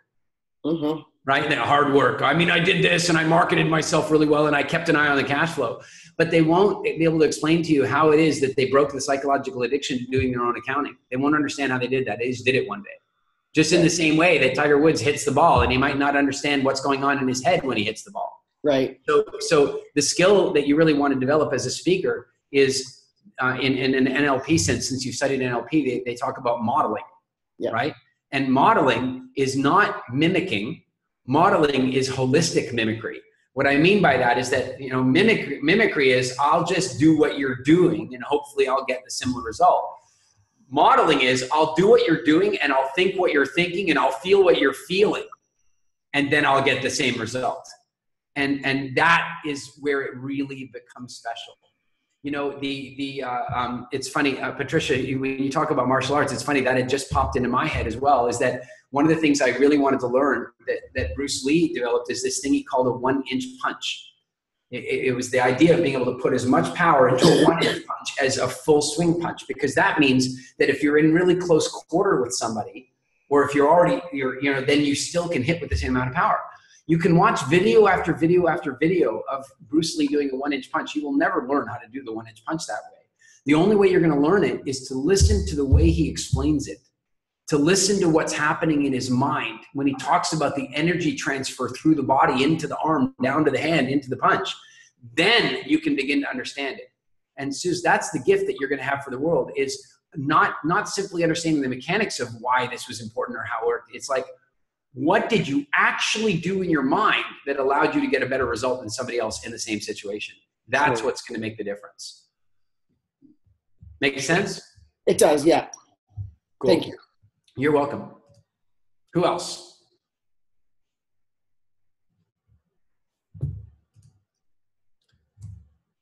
Leafy, I've got you. Hi everybody. Hey. I guess this is going to be one of those courses and trainings where you really are going through personal transformation of self and discovering your self-worth and such. It's a speaking course. I don't know what you're talking about. Well, I just had the aha because, I'm listening to everybody, and thank you for all the shares. And, I've been with you on some of this journey for the last year and a half, Eric, and it's been transformational. And I realized that in reflection, I can stand to anything that has great value and bring it to the market and be passionate and speak of it and sell it well until it comes to me. And so just listening to everybody right now, I realized I had two great big ahas. And like, I've been a closet writer forever, scared to get the written word out and throw in some dyslexia. And through this process, I just put it out there to the best of my abilities and keep continuing to grow. But the two things that came to mind is that, oh my God, when I wrote, I loved writing stories and telling stories, very expressive and animated at best. And I remember being at school so proud of the story I wrote, walked up to the teacher, and what she did was she took my book and showed everybody and did the, what are you, Chinese? Because I wrote backwards. I was in grade 2. I wrote backwards in the book. And she was using humor as a teaching tool for everybody else. But in that moment, that part of me just shut down and died. Yep. Then flip it around, because of even what you just said, Suzanne, I had another big aha that in family dynamics, I came from a large family and they were very outspoken. And that's where I got a lot of my fast wit and humor. And you had to, because you were trying to survive the elements there sometimes. So being funny and fast was a really good thing. And I realized that one time I come around and I was mouthing off to, the older teenagers in the house. And I kind of went off topic and kind of what perceived to be humiliating, in the sense that I didn't really convey the message I was going for. And my mom pulled me aside and made sure, because she did not want me to embarrass myself, she programmed me at that age, and I think it had to be around 11, that it's so important you don't say a thing without thinking it over 3 or 4 times in your mind before you ever speak again, so that you don't put yourself in that situation. So that's why I can stand behind great content and deliver.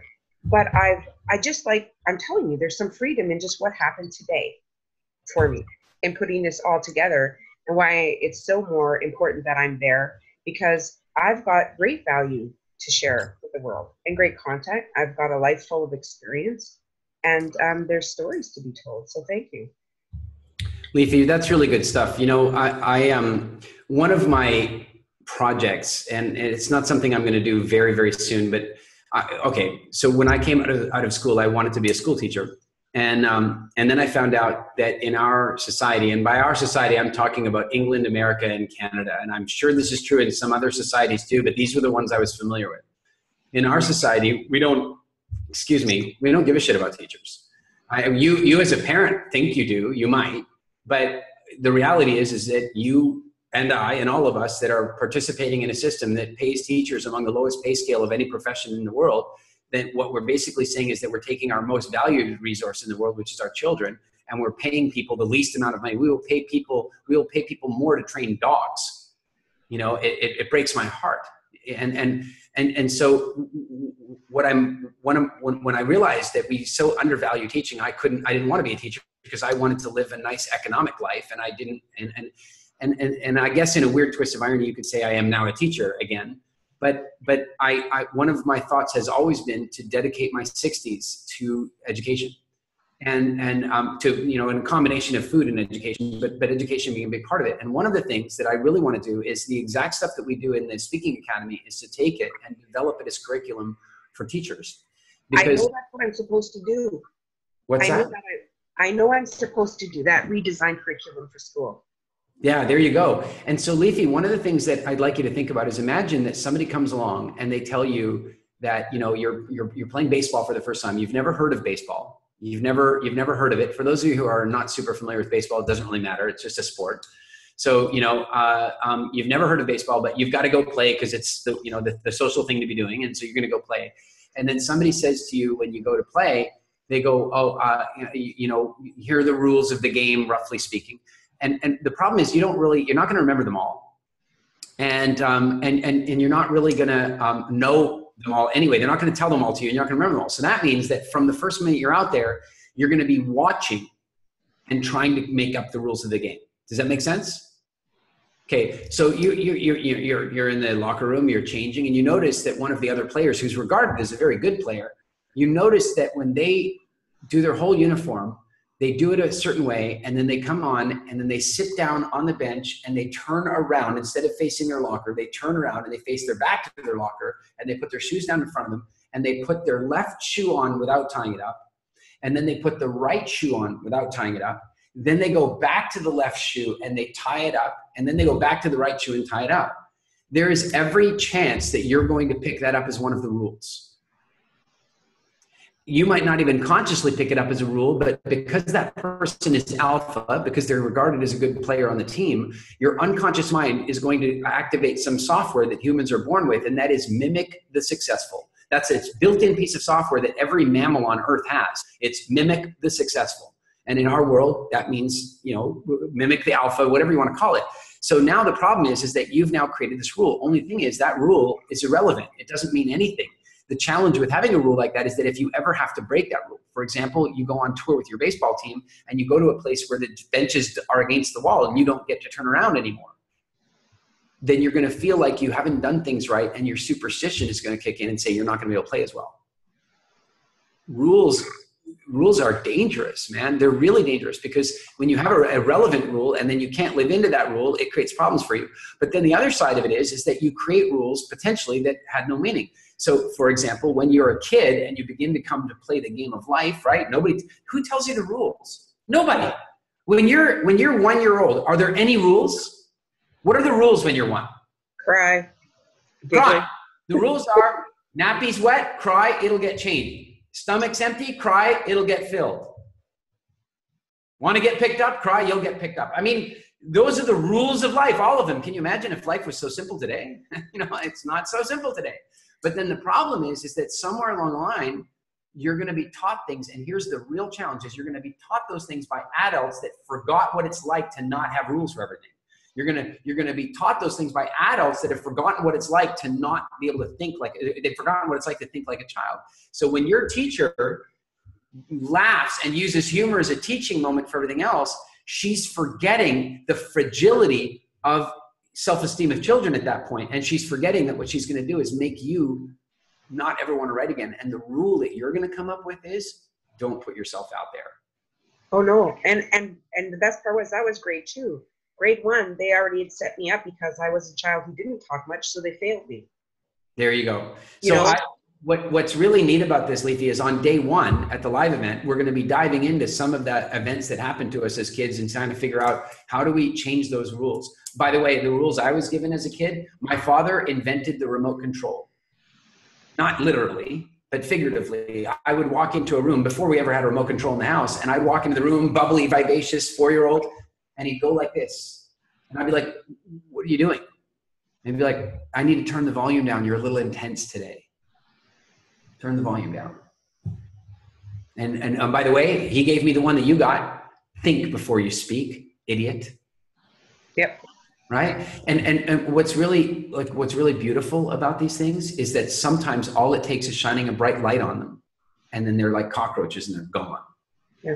But I think what happened even here today was the big aha, because I'm still doing deep discovery work, with WildFit and stuff as coaching and getting ready to launch and put ourselves out there. And there was just a missing component. And I couldn't get to the root of where my value got stuffed, hence the eating disorder. Well, I got that aha today. Good deal. It's a big ticket. So thank you, everybody. You're very welcome. And just to put something you said that I joked with at the time is, I have a feeling this is maybe going to be a little more personal development than I thought it was going to be. And I will tell you that the most common feedback that we get from people is they come out of the Speaking Academy and they go,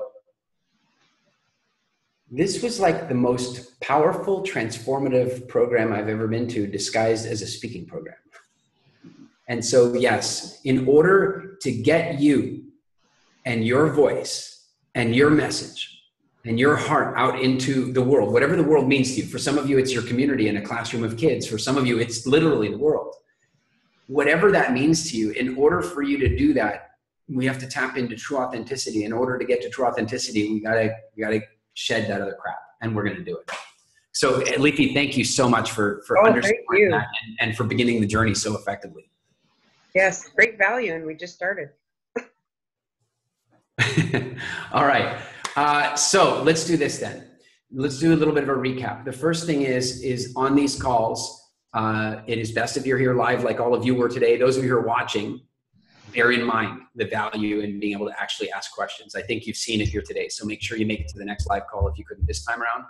The other thing is, it's always a good idea to have a notepad. You don't even have to take notes during these live calls. All you need to do is note the time that things happen. Because that way, if you want to go back and review a piece of content, you can strip the MP3 out and play it on your iPod. It doesn't matter. You can review the content. In terms of making progress in advance of the event, do some of the things that we talked about here, or do all of them. Get yourself registered with Toastmasters or a speaking club, and just go once a week or once every 2 weeks to a speaking club and get some practice in. Keep your story journal. Make sure that you're keeping your story journal. And then figure out any other ways that you can to practice as well. Any opportunities you have to practice a story around the dinner table with friends or whatever. Just try to observe yourself getting comfortable sharing stories and sharing content in the best possible ways. And that said, I am super, and of course, yes, use the Facebook group. Again, guys, you're going to be a really gelled community anyway. You may as well begin the gelling now. And so, get in the group and connect with everybody, and we'll make that happen. So that said, I am super, super excited that we've begun our journey together. You guys know I'm very passionate about all the work I do. I'm very passionate about WildFit because I believe it has global importance. And I'm very passionate about the business freedom stuff in general because I think it also has global importance. I am very passionate about the Speaking Academy because it has personal importance. It has a capacity to transform your existence as a person, because I want to be in a position for you where you're never again going, oh, I wish I'd said that. I really want you to be in that position where, whether it's an audience of one, or a cop that's pulled you over on the side of the road, or a courtroom situation, or a seminar that you're giving, or running for a political office, whatever that thing is, I want you to be able to get your truth out. And I'm really, really thrilled that you're here beginning this journey with us now. So congratulations, everyone.